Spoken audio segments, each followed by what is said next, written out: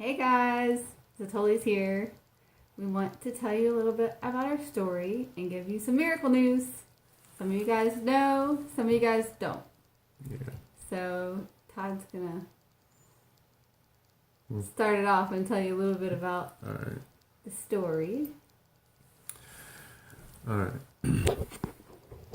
Me and Christina met when I was 20. She was 19. And we got together. We were just out of basically fresh out of high school kind of. And we got married, and then like at the age of 24, 4 years later after we met, I went to the doctor. I was getting a checkup, and they took blood work and called me back in a few days later, and that's when they told me I had kidney disease, polycystic kidney disease. And they told me, but don't worry, this is something that is going to hit you way later on down the road. Like when you're like 65, 70, all that. Some you ain't got to worry about it right now, but you do have it. And so I wasn't worried about it. Neither of us worried about it. So we kind of, just went on. We didn't even research what polycystic kidney disease was. We were just, 65. I probably won't even make it till I'm 65. I'll die before then, so. So we were clueless. Plus we were still babies, so we were kind of, yeah. Yeah, but I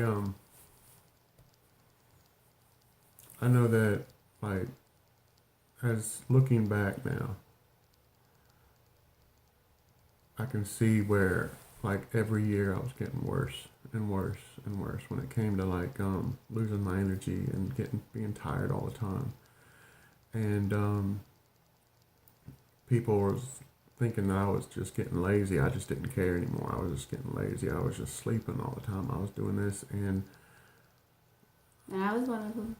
And she was one of them. She thought that, that he would work all day and come home at night and sleep all night, and me and the kids would never see Dad, our husband.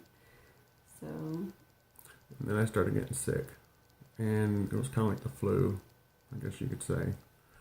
And I couldn't kick it. And so we went to the hospital, and then they freaked out because they said that when they took the blood test, they flipped out and said that my creatinine or something was like 15, or I don't even know what that means. And we're like, what is that? What are you talking about? Right at the time, I didn't know what that meant, but yeah. Not even thinking about what the diagnosis was years before that. Yeah, now I got diagnosed at 24, and this was the age of 30 whenever I went into the hospital. And so that was 6 years from the time that I was diagnosed till I was 30 years old. So, I mean, I'm nowhere close to 65, 70 years old, so I'm not even thinking about the polycystic kidney disease, and neither is she. I mean, matter of fact, we probably even forgot about it. Yeah, and we pretty much did. We were just kind of living our lives going, And that's when we found out that my kidneys were dying. They were dead, basically. And within a week or two after that, I started dialysis for the first time. And yeah, it was a big shock for both of us, the whole family. Jonathan, not really, because he was still a baby, but Joseph was 5. He tried to run away from school because he thought his dad was going to die. We were all very uneducated about kidney disease and what this meant and what this journey was going to be. We were just kind of trying to keep our heads above water, going, all right, what do we do? What does this mean for our family and our children, and what's next? So we just kind of went through life, all right, this is what we got to do, and almost kind of in a denial state for a very long time. I or Todd didn't research really what polycystic kidney disease was up until maybe 2 years ago. We just kind of just went through life. This is something we gotta do, and we're just gonna do it. But then the more our eyes were opened, the more research I started to do, and really kind of wrapped our minds around what this really was for our family. So then we started the journey of, all right, we really have to look into kidney transplant. Yeah, it was the dialysis. It was working fine, but it was very painful. Still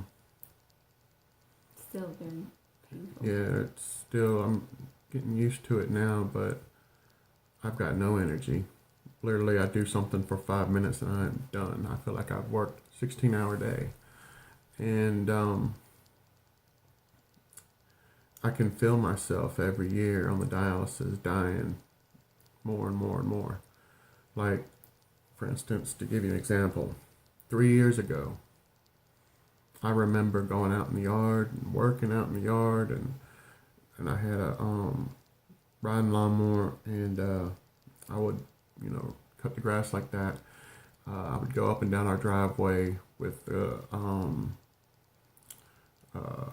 shears and stuff, and trim back all the branches. I mean, I would just, little things like that. That wasn't a lot. And I wouldn't be out there very long. Maybe 15, 20, 30 minutes at the time, unless if I was cutting grass and I was sitting down for that. But I can't even do that now. I can't even go out there and do that now. And that was only 3 years ago.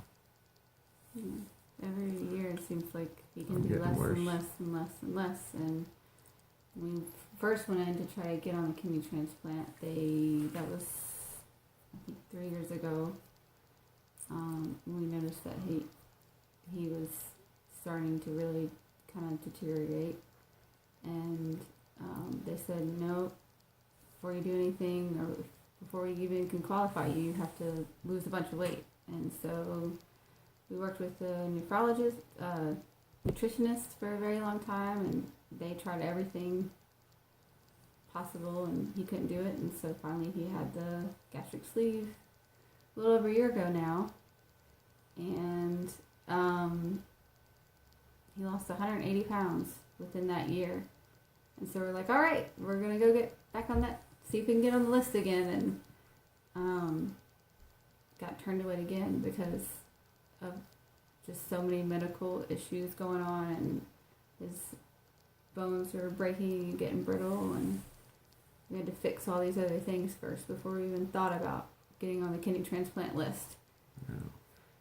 So Broken we were foot. focusing on all that stuff, all the specialist stuff, to just, all right, we're gonna fix this thing one thing at a time, and hopefully we can get back to the kidney transplant center and start that process again. But then, like out of nowhere, man, just out of nowhere, this guy that works for Christina and Matthew, He was our warehouse manager. he came in and sat down and talked to her. Well, why don't you explain that? Because, it happened to you. Well, he came and sat down and said, I really feel like God is telling me that to give your husband my kidney. And I was in shock. And he said, last night my wife confirmed it and said that God told her as well that you should give Todd your kidney. And he knows without a shadow of a doubt God is telling him to give Todd his kidney. And what do we need to do to start this process? And at that time I'm like, I don't know. I wasn't even thinking about it. I was thinking about, Todd's had a broken foot and we got to get through this first. And so I didn't even know if he could even start the process yet with the broken foot. And so I called, and they said, yeah, let's get started. And that was 2 months ago. The end of, It wasn't even 2 months ago. yeah, it was It was August. like 6 weeks ago. Yeah. And so Todd went up there and did some blood work, and Matthew went up there and did some blood work, and we had to see 6 different specialists that day. And the last time we did that, the very first specialist said, nope, you're not ready. Well, we were just, all right, God, if this is your will, let it be done. Let everything run smooth. And that whole day, specialist after specialist after specialist after specialist said, yep, check. You're good to go for transplant in my book. Check, you're good to go and transplant for my book. And I mean, by the end of the day, we're going, wow, did that really happen? And so Matthew went in for his blood work, and it's just the waiting game, and we're all kind of waiting. He's got to match 6 things out of at least 4 out of 6 things, and we get a call Friday from Matthew saying, guess what? I'm a match. And we're going, what? 100% match. And then the next day, we get a call from the transplant center saying, all right, you got to hurry up and come in because we're going to schedule you for transplant October 3rd. So we got to hurry up and get you in to see the surgeon and do your stress test and all this stuff. And just everything's running so smooth and so easy. And the thing about it is, Matthew was planted there, I really believe, by God, because he started in January, and he's of military. He got out of military because he wanted to be a chaplain in the military, so he's going to school for that. And he ended up going to church with my boss at Centenary United Methodist Church. And that's how he found out about the job. And so he started in January, and his wife is still in the military, so they're getting transferred to California as of November.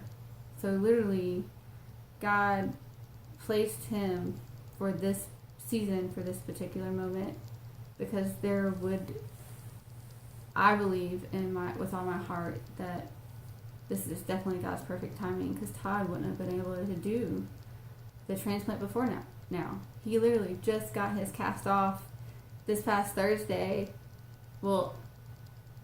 This past Thursday, and we got checks from every doctor there at the transplant center except the surgeon, because the surgeon has to see under that cast to make sure there's no infection or anything. So we have the appointment for this coming Thursday, September 14th, to go see that surgeon. Todd's cast is off. No infection. Everything looks amazing. And he's going to be doing his stress test and the chest x-ray and some more blood work. And if everything comes back, we're good to go for transplant on October 3rd. Literally, I'm looking at the calendar. That's why I keep looking at it that way. So literally like 3 weeks? 3.5 weeks maybe? Well, 3 weeks. Yeah. So this is kind of really surreal and mind-blowing for both of us. I just know who I was before all this happened, and I started getting these heart flutters when I was like 18, 19 years old. Couldn't figure it out why. I went to the doctor, couldn't figure out why. Come to find out that this kidney disease affects your kidneys. Or not only does it affect your kidneys, but it affects your heart, it affects your pancreas, it affects your eyes, it affects your almost every major organ you have. Your brain. Oh my gosh, my brain. Yes, that is the one thing that I hope that I get back out of everything else is my mind. Because, I mean, to lose your kidneys, to lose your legs, to lose your leg, or your arm, or whatever, you can get over that. But if you lose your mind, you can't get over that. You know, that's something. I mean, what if I forget my family? And see, I used to be real sharp, man. I was on point. I mean, I was so sharp. But now it's like I can't even think of stuff. I'm real slow. We have sticky notes and messages I can't remember all over the nothing. house to try to give him reminders of stuff to do and to be able to take his medicine on certain times. And I can't even have a normal conversation with somebody because I can't even. It's like my brain, it's got this fog on it, and I can't think fast enough to actually answer questions or come back with, you know, something else or something like that. And that's been really hard, but I am looking forward to getting my mind back and not being so fatigued all the time, not in so much pain. Like my bones feel like they're always aching, like a toothache. It's just throbbing, but my whole body. And then sometimes when it rains, it gets worse. And not every treatment is hard. Most of them are. Well, no, let's say every treatment is hard, but not every time is it really bad. But there are times that I feel good after treatment, and I like to go out and do things. But those are very few in between. A lot of the times I am just wore out. I feel like I just had a date with Count Dracula or something, and I mean, I am just dragging. I've fainted before, I've fell out before. There's been times where I've literally fell on the ground and completely aware of my surroundings, completely aware of myself, my body, but I could not control myself. And I would start going into convulsions, and I couldn't stop. You know, some days are harder than others and very scary for me and the kids, and we've really learned to just really lean on God through every second and every moment of our day. And he's the reason why we're standing here today, and he's the reason why all this has come about. And we're just so thankful, and we just give him all the glory and honor and praise for everything that he's brought us through. And it's just amazing, the journey that we've been through, where we came from and where we are today. And when he first went into dialysis at 30 years old, he was there for about 6 months at the center and come home like death. And we were like, all right, this is no quality of life at all. Is there something else we can do? And that's when we decided we were told about home dialysis, and we're like, what's that? And well, where they bring a clinic in your house and they train your spouse or your helper, whoever is willing to be able to actually stick your husband with needles and work the machine and just work together. And his mom has helped us tremendously through this whole journey as well. Just on days that I can't do it all, she's there to help too. And she's been a huge blessing for hard times with the kids. If we wouldn't have known what to do if we hadn't had her, because we've been in a hospital so much as well, and she's just been there through thick and thin, and always never complains, and always has helped us with the boys. And we've kind of made a routine now where, if he doesn't have doctor appointments during the day, I'll stick him in the morning. His mom will come over and sit with him, during the day, and then I'll come and take him off for my lunch break. And so that's kind of been our routine for the last year. But we've been doing home dialysis for 5 years now. 5 years. And for this is just a blessing. We're just, I mean, it's all God. And we want to thank, Matthew for just being obedient to God's will, and we're just amazed. I'm amazed and shocked at what God's doing. I mean, I'm not surprised, but because I know God's power, but I'm just in awe of everything that's happening. And we just wanted to let you guys know what was going on and the good news, and wanted to ask you just to keep praying and let God's will be done through all of it. Yeah. And What she said. It's hard for me to think anyway. I feel like I'm going to break a blood vein or something if I try to think. But I am so looking forward to not living this lifestyle anymore. Yeah. I don't have to be connected to a machine. I don't have to rely on a machine to keep me alive.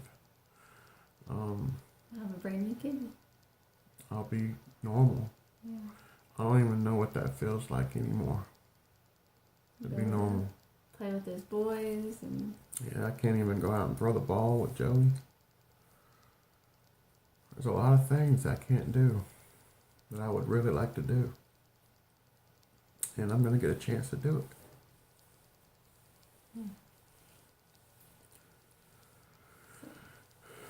It still don't seem real, It still seems like it's a dream. And then there's a chance that even though it's a good kidney, there's a chance that it won't even work.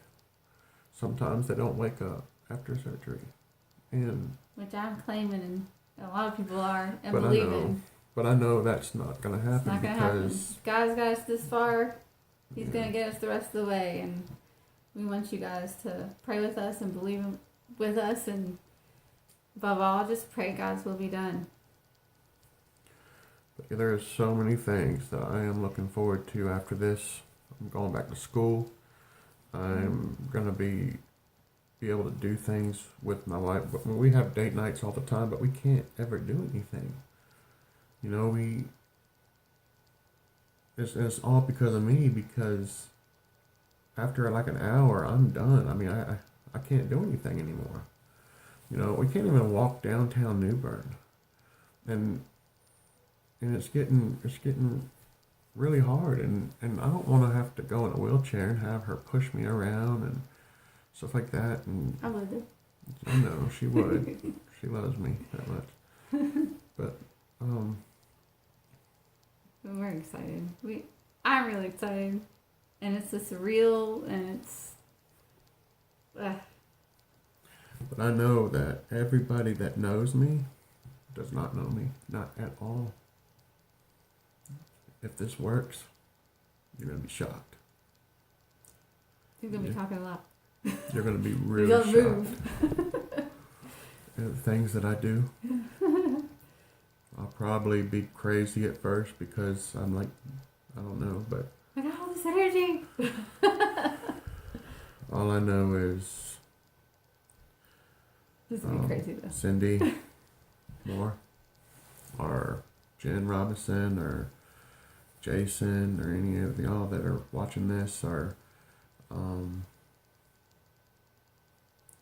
just wait. You just wait to see what happens after this, because I'm telling you, I'm about to go off. I'm really about to go off. That's a good thing. That's a good off. thing. Yeah. I'm not meaning like I'm gonna go off. I'm gonna go off, man. And Serve like never before. dude, I'll be running that show, man, for about a week. No. No. God's working. God's moving. We need you guys to pray with us and come alongside of us. Yeah, there is a lot of things. Give God all the glory with us. And I tell you, the church being there too. There was so many people at the church. We couldn't have got this far without them either. You All the know, prayers and not only love. that, but like how the church would come together and people would like call us up and be like, "Yo, we're coming. We're bringing you dinner. Don't cook nothing." I'm like, "What? Okay." And man, they be bringing some good stuff too, man. Some lasagna and all that junk. Mm-hmm. Make you want to slap your grandma. But Well, we know this video is running long, but we wanted to tell you a little bit of our story and about our praises and our prayers, but most of all the praise and most of all, God's will be done. We love you guys. We thank you for all you've done. yeah, thank you for everything. Thank you for all the prayers. Thank you for being nice to me. Even though you probably think I'm a, No. I don't know, something, because I'm just weird. I think I'm weird. When I look at myself, I think I'm really weird because it just does not fit me. But whatever. He's fixing to be on the move. He has self. Yeah, and Have some energy. dude, I'm gonna be able to work out again. I used to pump some weight, dude. I'm losing all that though.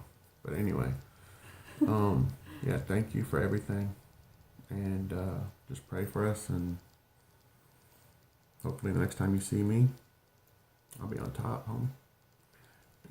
Thank you guys. Love you guys.